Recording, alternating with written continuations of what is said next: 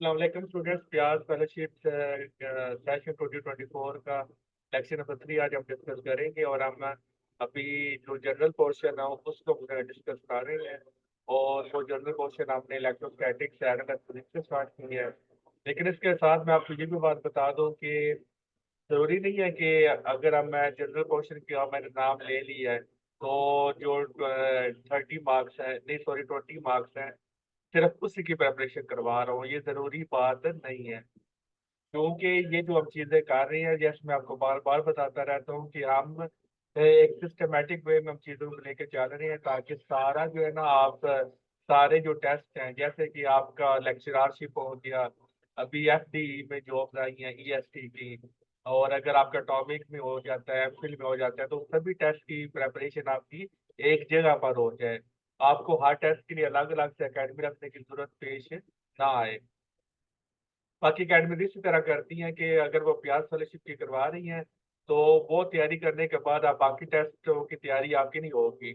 लेकिन दी Cosmos academy के platform से आपकी सारे टेस्टों की तैयारी एक फी में आपकी इंशाल्लाह ताला हो जाएगी। और ये जो मैंने नाम लिया है जनरल पोर्शन 20 मार्क्स, तो जरूरी नहीं है कि सिर्फ 20 मार्क्स की प्रिपरेशन हो। यहाँ से क्वेश्चन आपका जो 50 मार्क्स का जो पोर्शन है ना सब्जेक्ट रिलेटेड है, उसमें से भी ये क्वेश्चन यहाँ से ना उसमें से भी क्वेश्चन आएंगे, तो ये भी आपने याद रखना है।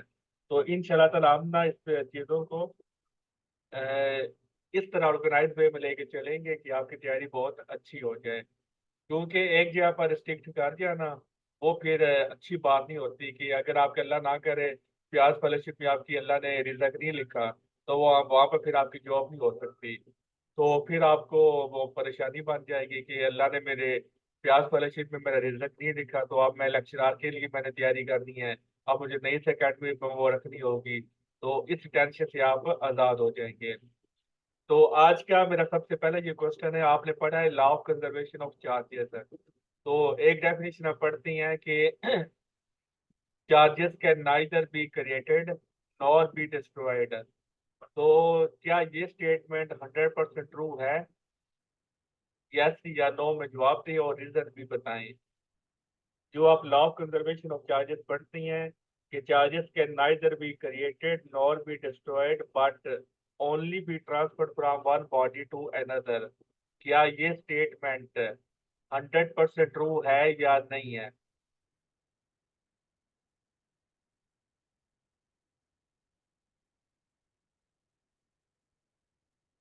एक आंसर आया है। ये इंटरव्यू में आपसे सवाल पूछा जा सकता है। सिकलैन कह रहे हैं 100% ट्रू है। खदीजा, मरियम, अरशाद, जुनैरा, आप भी बताएं, क्या ये स्टेटमेंट 100% ट्रू है?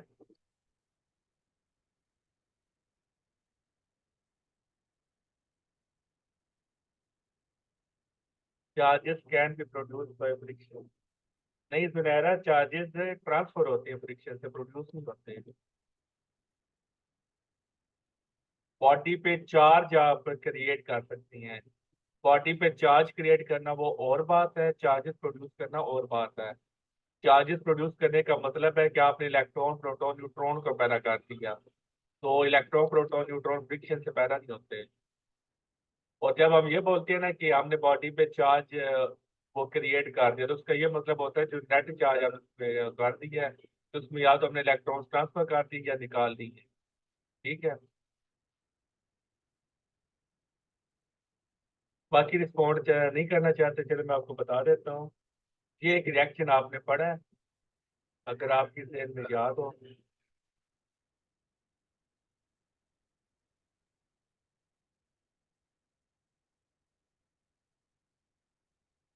अब इस रिएक्शन में क्या होता है?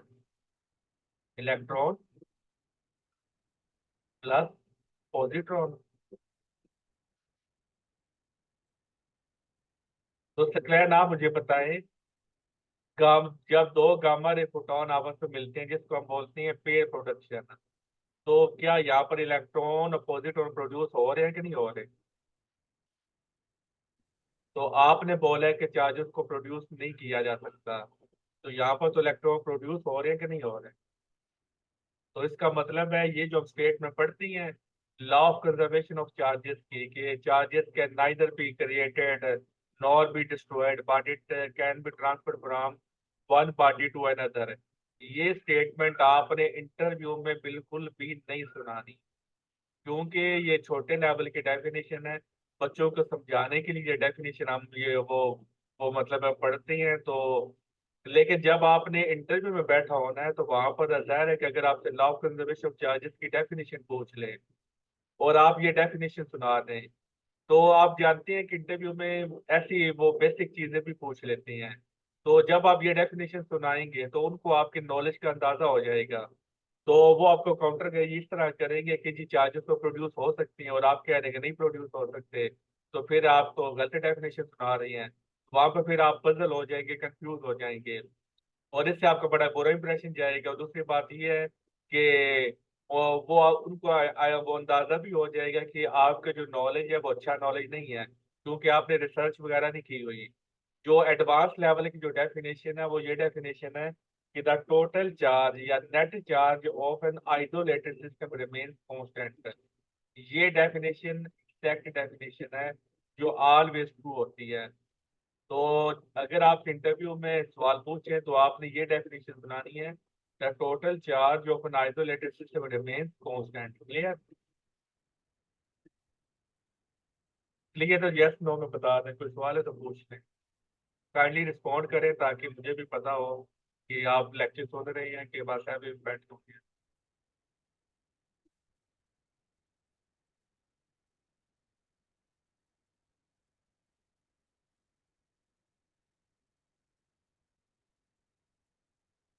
तो यहाँ पर एक और क्वेश्चन आ जाता है, बाकी भी रिस्पॉन्ड कर दें। हबीब, खदीजा, मरियम, समीना, साइमा और जुनैरा।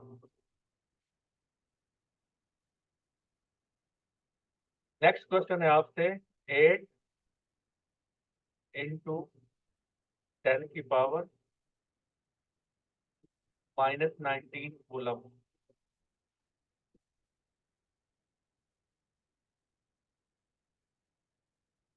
ये हम क्या करते हैं, ये बॉडी को वो मतलब इतना चार्ज देती हैं, तो क्या इतना चार्ज अब बॉडी को दे सकती हैं या नहीं है? ये आपसे क्वेश्चन है।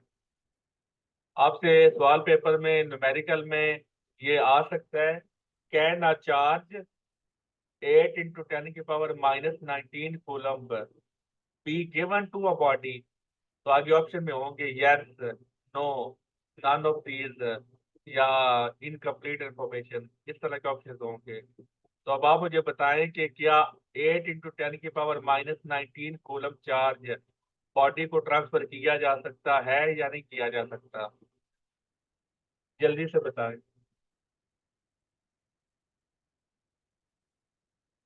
ये सारी इंफॉर्मेशन आपकी इलेक्ट्रोस्टैटिक से रिलेटेड है। तो इंशाल्लाह जब आपका इलेक्ट्रोस्टैटिक का क्वेश्चन होगा तो जो 50 मार्क्स का जो क्वेश्चन है वहां से भी आपका पेपर कवर हो जाएगा, और जो 20 जनरल मार्क्स का जनरल पोर्शन का जो पेपर है वहां से भी आपका ये क्लियर हो जाएगा, और इलेक्ट्रोस्टैटिक्स में कोई मसला आपको पेश नहीं आएगा। और इसके अलावा जो स्टूडेंट दूसरी फील्ड की हैं, कंप्यूटर की हैं, केमिस्ट्री की हैं, उनको मैं इस तरह इलेक्ट्रोस्टैटिक्स पढ़ाऊंगा कि उनको अभी कोई मसला पेश नहीं आएगा कि हम दूसरे सब्जेक्ट की हैं तो हम किस तरह सब्जेक्ट को करें। तो किसी ने आंसर नहीं दिया तो चले मैं आपको बता देता हूँ कि ये बड़ा इंपॉर्टेंट एमसीक्यू है जो मैंने आपसे पूछा है कि जब भी आपसे पूछा जाए तो जुनैरा इसकी क्या रीजन है, आंसर आपका ठीक है, लेकिन हमें कैसे पता चलेगा कि ये चार्ज ट्रांसफर हो सकता है या नहीं हो सकता?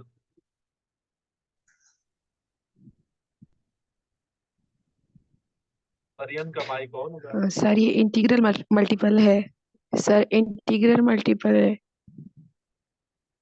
इंटीग्रल मल्टीपल ऑफ इलेक्ट्रॉन होना चाहिए। ये तो हम टोटल चार्ज की बात कर रहे हैं ना, जो आप बात कर रही हैं वो इंटीग्रल मल्टीपल ऑफ इलेक्ट्रॉन होना चाहिए। तो क्या ये इंटीग्रल मल्टीपल ऑफ इलेक्ट्रॉन है? इलेक्ट्रॉन पे जो चार्ज है, फार्मूला क्या आपके पास होता है, Q = NE। तो कोई भी चार्ज अगर आपसे पूछा जाए कि ये हम ट्रांसफर कर सकते हैं या नहीं कर सकते, तो आपने क्या करना है, ये फार्मूला यूज करना है। तो एन की वैल्यू आपने मालूम करनी है। तो अगर एन की वैल्यू इंटीजर आ जाती है तो इसका मतलब है कि चार्ज वो प्रोड्यूस, वो ट्रांसफर हो सकता है। अगर एन इंटीजर नहीं आता तो फिर नहीं हो सकता। तो क्यू डिवाइडेड बाई ई हो जाएगा। तो जब आप इसको सॉल्व करेंगे तो आपका आंसर क्या आएगा? इसमें भी 19 है ना, 10⁻⁻19 वो, और इसमें भी 10⁻⁻19 है। वो आपस में क्या हो जाएंगे, वो खत्म हो जाएंगे।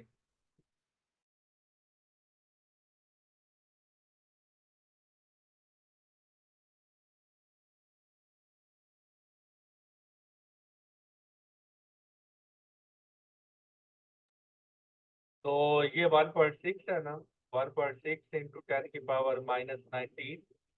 तो विदाउट कैलकुलेटर भी आप इसको सोल्व कर सकते हैं। मल्टीप्लाई बाई ई, तो ये -19 और ये -19 आपस में कट गया। तो क्यू डिवाइडेड बाई ई है, तो क्यू के बाकी क्या बचता है, 8। तो 8 डिवाइडेड बाय 1.6। तो पॉइंट को आपने खत्म किया तो इसके ऊपर आपने क्या लगा दी, ऊपर 0 लगा दी। तो फिर नीचे क्या आ गया, 16, क्योंकि पॉइंट खत्म कर दिया, पॉइंट के ऊपर हमने ऊपर 0 लगा दी। तो अब 80 डिवाइडेड बाय 16, तो इसका आंसर क्या आ जाएगा, 5। तो n is a integer, n की वैल्यू क्या आई है, 5, और 5 इज इंटीजर। तो इसका मतलब है ये चार्ज हम ट्रांसफर कर सकते हैं। आपने 8 से धोखा नहीं खाना। अगर यहाँ पर 9 हो, 10 हो, 11 हो, इसको हमने नहीं देखना होता, हमने एन को देखना होता है। ये याद रखिएगा। जो होता है ना कूलम, कूलम को हमने नहीं देखना कि अगर आप बोले कि जी कूलम के साथ ए 1 2 3 है तो वो चार्ज ट्रांसफर हो सकता है, ये जरूरी नहीं है। आपने इंटीजर को देखना है। क्लियर? जैसे अभी मरियम ने ये थोड़ा सा कंफ्यूज हो गई थी कि वो 8 को देखकर उन्होंने ये डिसाइड कर दिया कि ये चार्ज ट्रांसफर हो सकता है, क्योंकि 8 जो है वो आपका इंटीजर है। तो हमने क्यू को नहीं देखना होता, हमने एन की वैल्यू को देखना होता है। क्लियर?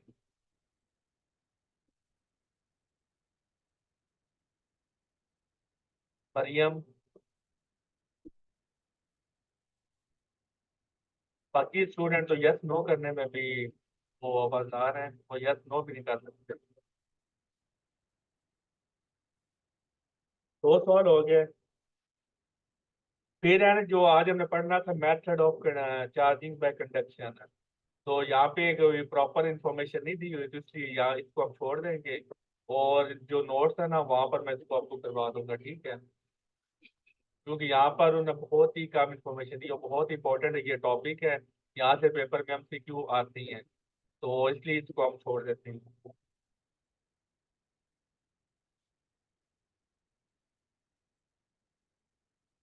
और नेक्स्ट क्वेश्चन है मेरा आपसे कि कल हमने पढ़ा था कि हम फ्रिक्शन के जरिए चार्ज को क्रिएट कर सकते हैं, वो किसी बॉडी पे चार्ज को क्रिएट कर सकती हैं। तो अब मेरा आपसे ये सवाल है कि फ्रिक्शन के जरिए चार्ज कैसे बॉडी पर आप क्रिएट करती हैं? कौन सी एनर्जी आप देती हैं जिससे बॉडी, जिससे इलेक्ट्रॉन वो क्या करती हैं, उनको रिक्वायर्ड एनर्जी मिल जाती है और वो बॉन्ड्स तोड़ के वो दूसरी बॉडी पर ट्रांसफर हो जाती हैं? नहीं, मैकेनिकल एनर्जी नहीं। मैकेनिकल एनर्जी की 2 टाइप्स होती है, काइनेटिक एनर्जी और पोटेंशियल एनर्जी। तो मैकेनिकल एनर्जी फ्रिक्शन से आप नहीं देते।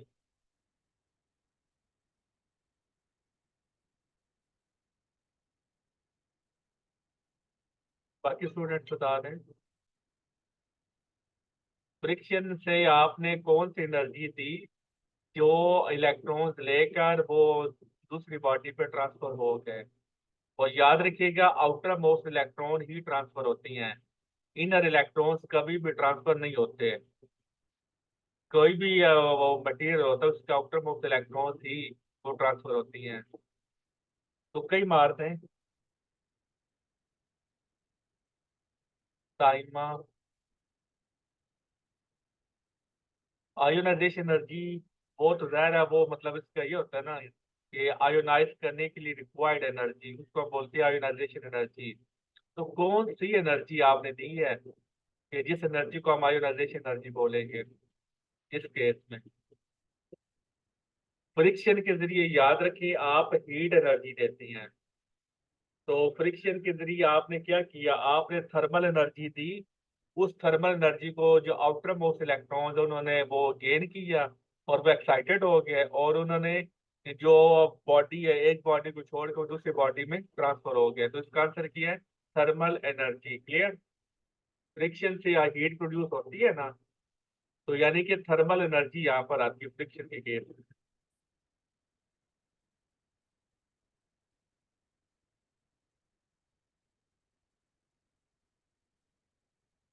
इलेक्ट्रोस्कोप वो ऑपरेटर्स है जिससे आप चार्ज की प्रेजेंस का आप मालूम करती हैं कि किसी बॉडी पे चार्ज है या नहीं है। तो उससे आप क्या करती हैं, आप इलेक्ट्रोस्कोप आप यूज करेंगे तो उससे आपको पता चल जाएगा।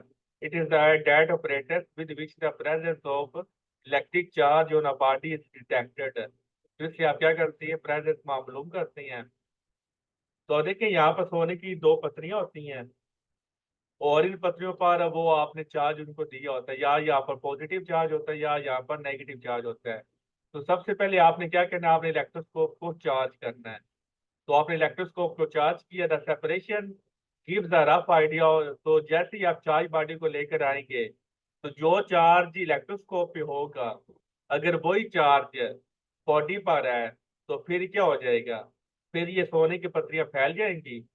अगर इस पर अपोजिट चार्ज है, तो सोने की पत्रियां क्या हो जाएंगी, वो कॉन्ट्रैक्ट हो जाएंगी। अब यहाँ पर एग्जांपल दिया है कि जो इलेक्ट्रोस्कोप है इसको हमने पॉजिटिवली चार्ज किया हुआ है, पूरे इलेक्ट्रोस्कोप पर पॉजिटिव चार्ज है। तो इस पत्री पर भी पॉजिटिव चार्ज है और इस पर भी पॉजिटिव चार्ज है। तो similar charges repel each other, तो ये एक दूसरे को क्या कर देंगे, एक दूसरे को रिपेल कर देंगी। तो जब ये लेकर आएगा पॉजिटिव चार्ज बॉडी, अब हमें नहीं पता कि इसमें कौन सा चार्ज है। तो जब हम इस बॉडी को लेकर आए तो इससे क्या हुआ कि ये सोने की पत्रियां और ज्यादा फैल गई। तो देखिए, तो फिर हमने अंदाजा लगाया कि इस पर भी पॉजिटिव चार्ज है, क्योंकि पॉजिटिव चार्ज को रिपेल करता है। तो जो पॉजिटिव चार्ज यहाँ पर डिस्क पे था, इस बॉडी ने उसको क्या किया, रिपेल किया। तो वो पॉजिटिव चार्ज जो पहले यहाँ पर था वो नीचे आ जाएगा। नीचे आते आते वो कहाँ पर आ जाएगा, वो सोने की जो लीव्स हैं, पत्तियां, यहाँ पर आ जाएगा। तो ये और ज्यादा फैल जाएंगी। तो इससे फिर हमें पता चल जाएगा कि जो पार्टी है उस पर कौन सा चार्ज, उस पर पॉजिटिव चार्ज है। अगर इनके दरमियान जो डिस्टेंस है वो कम हो जाए, तो फिर बॉडी पर क्या होगा, नेगेटिव चार्ज होगा। क्यों? क्योंकि यहाँ पर जो पॉजिटिव चार्ज होंगे वो बॉडी क्या करेगी, इसको अपनी तरफ अट्रैक्ट करेगी। तो सारा जो नेगेटिव चार्ज है वो ऊपर चला जाएगा। तो यहाँ पर सोने की जो पत्रियां, यहाँ पर अब चार्ज मौजूद नहीं है। तो जब चार्ज मौजूद नहीं है तो फिर आपस में ये क्या हो जाएंगी, क्लोज हो जाएंगी। क्लियर?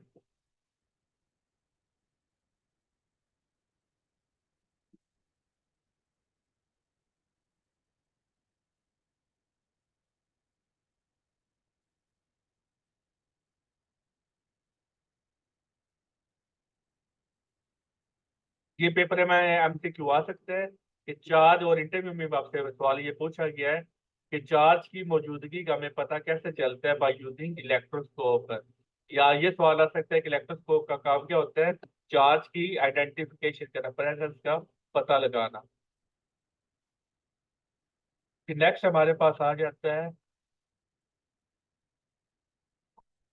सीजीएस सिस्टम में हमारा जो यूनिट है कूलम्ब लॉ का, नहीं, फोर्स का यूनिट क्या होता है, हमारे पास डाइन होता है। 1 न्यूटन 10 की पावर 5 टाइम्स के बराबर होता है। ये पेपर में आया हुआ है।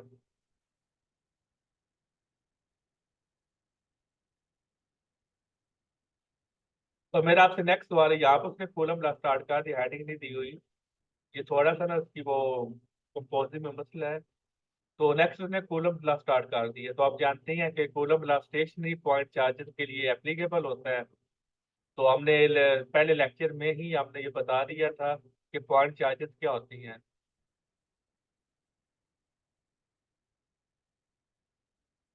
तो अब इसकी जो वेक्टर फॉर्म है कूलम ला की, वो आपको आनी चाहिए। इंटरव्यू में आपसे वेक्टर फॉर्म आपसे लिखवा सकती है। तो अब मेरा आपसे ये सवाल है कि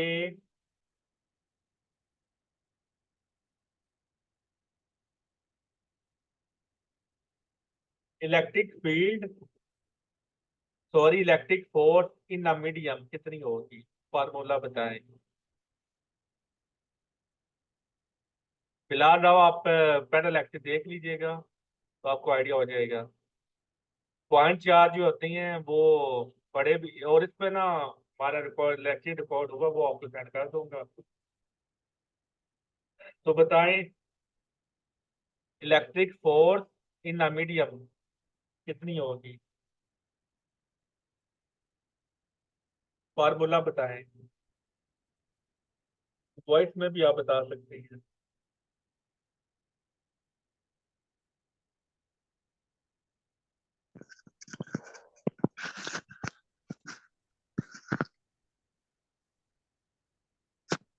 इलेक्ट्रिक फोर्स का पूछ रहे हो, इलेक्ट्रिक फील्ड नहीं पूछ रहे।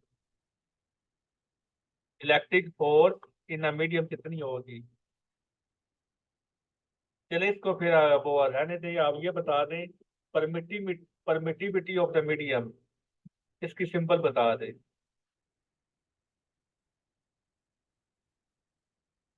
अगर ये भी नहीं आता तो फिर ये बता दें कि इलेक्ट्रोस्टैटिक ये फोर्स। याद आएगा sir, epsilon R, epsilon are.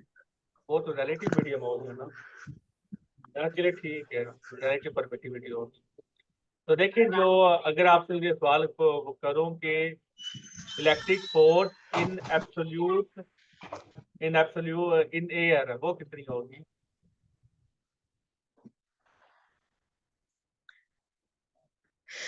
Sir यही कूलम का फार्मूला यूज नहीं होगा।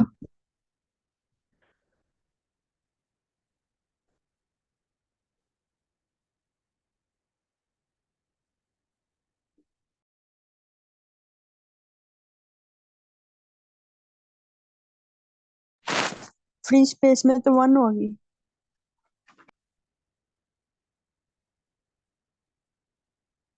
ये जो हमारे पास है ना ई नॉट, इसको आप बोलते हैं एब्सोल्यूट परमिटिविटी।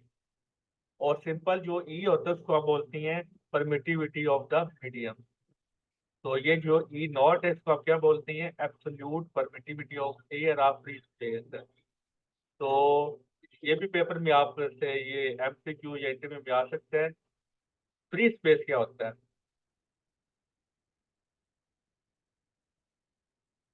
एयर और फ्री स्पेस, तो फ्री स्पेस क्या होता है। सर जहाँ वैक्यूम। सर जहाँ एयर प्रेजेंट ना हो, वैक्यूम। वैक्यूम। तो चूंकि आप जानती हैं कि प्रैक्टिकल लाइफ में, डेली लाइफ में आप फ्री स्पेस या वैक्यूम आप क्रिएट नहीं कर सकते। तो इस वजह से फिर यहाँ पर आप ये आपकी खुशकिस्मती है कि जो ई नॉट की जो वैल्यू है, एयर और फ्री स्पेस है, इनकी ऑलमोस्ट वैल्यू सेम सेम है। अगर आपके पास फ्री स्पेस है वो तो आपकी ऑलमोस्ट वैल्यू सेम होती है सर। ऑलमोस्ट सेम है, एग्जैक्टली सेम नहीं होती। अगर आपका फ्री स्पेस है तो आपकी वैल्यू होगी 1। ये और सर अगर ऑलमोस्ट आपका सेम। है दूसरा एयर है तो फिर आपकी वैल्यू कितनी होगी, 1.0006 होगी। तो 1 या वन 1.0006 ट्रिपल में ट्रिपल हाँ, जीरो इतना हाँ, सेवन इतना कोई सिक्स। वो फर्क नहीं होता। क्लियर।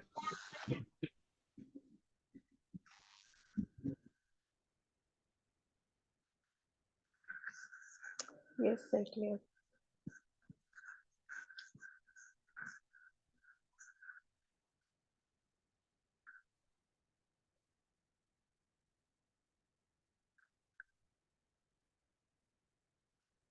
सॉरी, मैंने वर्ड यूज कर दिया है परमिटिविटी का।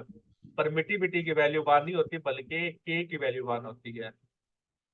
अगर आपका एयर है तो फिर आपकी वैल्यू के की वैल्यू कितनी होती है, 1.0006। और अगर आपकी वो फ्री स्पेस है तो फिर आपकी वैल्यू कितनी होगी, 1 पूरी एग्जैक्टली वो, फिर के की वैल्यू 1 होगी। ये थोड़ा ना वो मैं मिक्स कर दिया था, इसको आप ठीक करते हैं। तो फ्री स्पेस या एयर में परमिटिविटी की वैल्यू कितनी होती है, 8.85।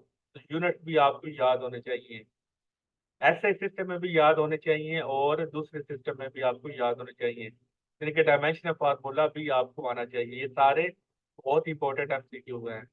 दोबारा मैं रिपीट कर देता हूँ कि फ्री स्पेस चूंकि वो प्रैक्टिकल लाइफ में अवेलेबल नहीं है, तो हम ज़ाहिर है कि प्रैक्टिकल लाइफ में हवा ही मौजूद होती है, तो के की वैल्यू फ्री फ्री स्पेस के लिए वो 1 होती है, एग्जैक्ट 1 होती है। लेकिन जो हवा है इसके लिए 1.0006 होती है। तो चूंकि 1 या 1.0006 इसमें कोई इतना मेजर है वो डिफरेंस नहीं है, तो लिहाजा हम कह सकते हैं कि जो डेली लाइफ में हम एक्सपेरिमेंट परफॉर्म करती हैं तो उसमें वो इतना ज्यादा मतलब कोई इफेक्ट क्रिएट नहीं होगा। तो के की वैल्यू 1 हो या 1.0006 हो, तो एफ की वैल्यू पर कोई खास इफेक्ट नहीं पड़ेगा। तो यानी कि हमारे जो आंसर आएंगे 99.9% हमारे आंसर ठीक होंगे। क्लियर? सर आपने अभी पूछा कि इलेक्ट्रिक फोर्स की जो है वो वैल्यू क्या होगी मीडियम में।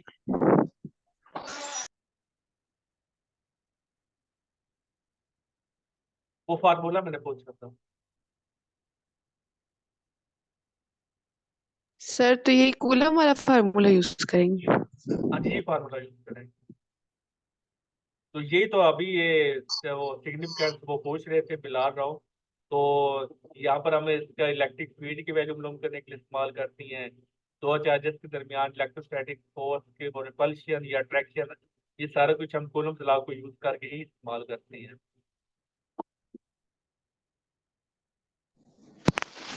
मतलब सर न्यूक्लियस के केस में भी हम इसको यूज करते हैं? नहीं, सिर्फ पॉइंट चार्जेस के केस में हम कूलम्ब लॉ यूज करते हैं। ये आगे हम सारी बातें करते हैं, ठीक है। उधर भी वेक्टर तो सर जी ये उधर भी तो ये कॉलम फोर्स होती है इलेक्ट्रॉन और न्यूक्लियस के दरमियान। अभी लेक्चर तो आगे चल के सारी बातें आपकी क्लियर हो जाएंगी, ठीक है। Okay sir, thank vector form of coulomb law, ये इंटरव्यू में आपसे बोल सकते हैं कि जी हमें वेक्टर फॉर्म लिख के दिखाएं। तो ये वेक्टर फॉर्म आपकी जुबानी याद होने चाहिए। तो एक फॉर्म इसकी ये है कि इसके नीचे r⁻³ आती है, और दूसरी फॉर्म इसकी ये है कि r⁻² आती है। तो दोनों फॉर्म्स आपको आनी चाहिए, ठीक है।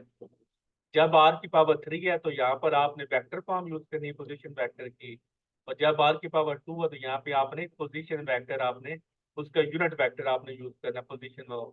तो यहाँ पर वो वेक्टर फॉर्म है, तो यहाँ पे क्या यूनिट वेक्टर है।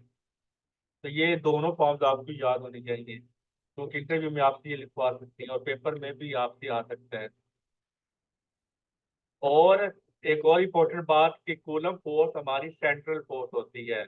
इसकी अगर आपसे पूछ लें कि इसकी डायरेक्शन क्या होगी, तो ये इसकी डायरेक्शन हमेशा टू चार्जेस को जो मिलाने वाली लाइन होती है ना उसके अलोंग होगी। यानी कि ये सेंट्रल फोर्स होती है, ये हमेशा सेंटर पे एक्ट करती है। अगर दो चार्ज आपको दिए हुए हैं ना, तो ये दो चार्जेस ऊपर ये जो चार्ज है ना, इस चार्ज को इसी डायरेक्शन में वो या अट्रैक्ट कर सकता है या रिपेल कर सकता है। किसी और डायरेक्शन में अट्रैक्ट या रिपेल नहीं कर सकता, क्योंकि ये जो चार्ज इस दूसरे चार्ज पर सेंटर पे फोर्स लगानी है। क्योंकि जिस तरह आपने पढ़ा था कि जमीन हर बॉडी को अपने सेंटर की तरफ खींचती है, क्योंकि जो ग्रेविटेशनल फोर्स होती है वो भी सेंटर पे लगती है, सेंटर ऑफ मास पे लगती है। इसी तरह ये भी फोर्स कौन सी होती है, ये भी सेंट्रल फोर्स होती है। Along the line joining the two charges ये एक्ट करती है। तो पोजीशन वेक्टर की डायरेक्शन में क्या होगी, वो यूनिट वेक्टर की डायरेक्शन में क्या होगी, वही होगी जो फोर्स की डायरेक्शन है। क्योंकि आप जानते हैं कि यूनिट वेक्टर यूज किस लिए किए जाती हैं, डायरेक्शन को बताने के लिए यूज की जाती हैं। तो जो डायरेक्शन यूनिट वेक्टर की होगी वही डायरेक्शन फोर्स की डायरेक्शन होगी। तो दोनों की डायरेक्शन सेम होगी। तो जो ग्रेविटेशनल फोर्स है क्या वो मीडियम डिपेंडेंट होती है? ग्रेविटेशनल फोर्स क्या मीडियम पे डिपेंड करती है?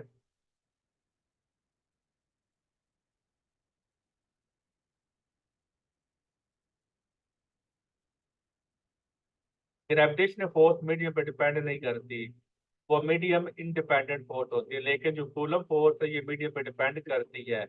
तो जब आप मीडियम को इंट्रोड्यूस करवाती हैं तो इलेक्ट्रिक फोर्स की वैल्यू कम हो जाती है। और जब मीडियम नहीं होता, जब आपके पास फ्री स्पेस हो या आपके पास एयर हो, तब आपके पास इलेक्ट्रोस्टैटिक फोर्स की वैल्यू मैक्सिमम होती है। ये भी आपसे दुआ सकता है कि मैक्सिमम वैल्यू कहाँ पर होती है। मैक्सिमम वैल्यू आपकी इन हवा में होती है या वो फ्री स्पेस या वैक्यूम में होती है। जब भी आपने कोई मीडियम रखना है तो वो फोर्स आपकी वैल्यू कम हो जाएगी। कितनी कम हो जाएगी?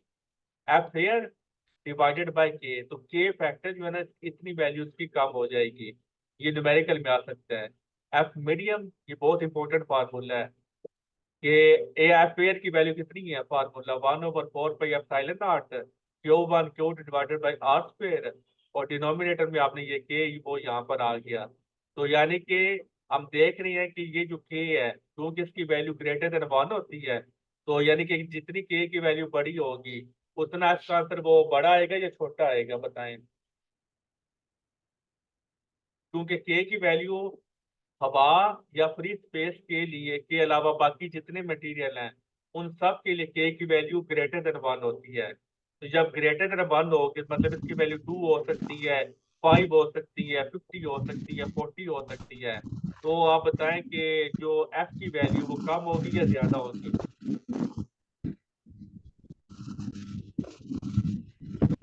सर डिक्रीज होगा, इनवर्स रिलेशन है ना दोनों में। हाँ जी, तो के इसका मतलब है, फार्मूला भी हमें यही बात बता रहा है कि जब भी आपको मीडियम प्लेस करते हैं तो इलेक्ट्रोस्टैटिक फोर्स की वैल्यू कम हो जाती है। कितनी कम होती है ये भी पूछा जाता है, तो बाय द फैक्टर ऑफ के कम होती है। तो जितना आपको ये ना के की वैल्यू आपको न्यूमेरिकल में दी होगी, तो जो वैल्यू आपको दी जाए उसको आपने क्या कर देना है, डिवाइड कर देना है, तो वो फिर आपके पास फोर्स इन मीडियम आ जाएगी। तो दो फार्मूले हैं फोर्स इन मीडियम।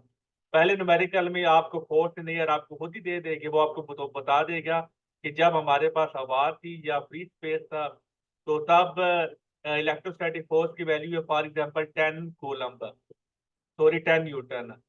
तो जब हमने मीडियम इंट्रोड्यूस कर दिया, उस मीडियम की जो वो रिलेटिव परमिटिविटी की वैल्यू है 2, तो अब उसकी कितनी वैल्यू हो जाएगी। तो आपने क्या करना है, क्योंकि आपको फोर्स की वैल्यू दी हुई है 10, तो और मीडियम की वैल्यू भी दी हुई है 2, तो आपने क्या कर देना है 10 डिवाइडेड बाई 2, तो आपके पास आंसर कितना आ जाएगा 5। तो जब हवा या फ्री स्पेस थी तब एफ की वैल्यू वो आ रही थी, तब उसकी एफ की वैल्यू 10 आ रही थी। लेकिन जब आपने 2 वो परमिटिविटी वाला वो मीडियम आपने वो प्लेस कर दिया तो उसकी वैल्यू 10 से कितनी होगी, 5 होगी, यानी वैल्यू कम होगी। तो अगर आपको फोर्स की वैल्यू ना दी गई हो तो फिर आपको दूसरा फार्मूला आपको यूज करना पड़ेगा। यहाँ पर आपको Q1 की वैल्यू भी दी जाएगी, Q2 की वैल्यू भी दी जाएगी, आपको डिस्टेंस भी दिया जाएगा, और ई नॉट की वैल्यू आपको दुकानी याद होनी चाहिए, के की वैल्यू भी आपको दी जाएगी। तो फिर आपको ये सारी वैल्यू को यूज करके फिर आपको ये फोर्स इन मीडियम की वैल्यू मिलेगी। तो लेकिन अगर आपको फोर्स इन स्पेस या फोर्स इन एयर आपको दे दी जाती है तो फिर आप ये वाला फार्मूला यूज करेंगे। तो यानी कि आपको ये भी पता होना चाहिए कि कौन सा फार्मूला आपने कब यूज करना है। तो फार्मूलों को सिर्फ याद नहीं होना चाहिए, आपको पता भी ये भी होना चाहिए कि कौन सा फार्मूला आपने क्यों यूज करना है। क्लियर, ये फार्मूला आपने कब यूज करना है और ये फार्मूला आपने कब यूज करना है, बताएं।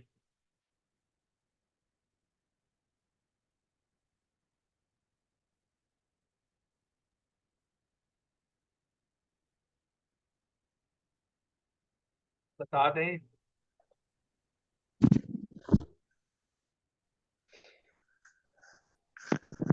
और एक और सर बात, ये एफ बाई के जो है, मतलब अगर हमें,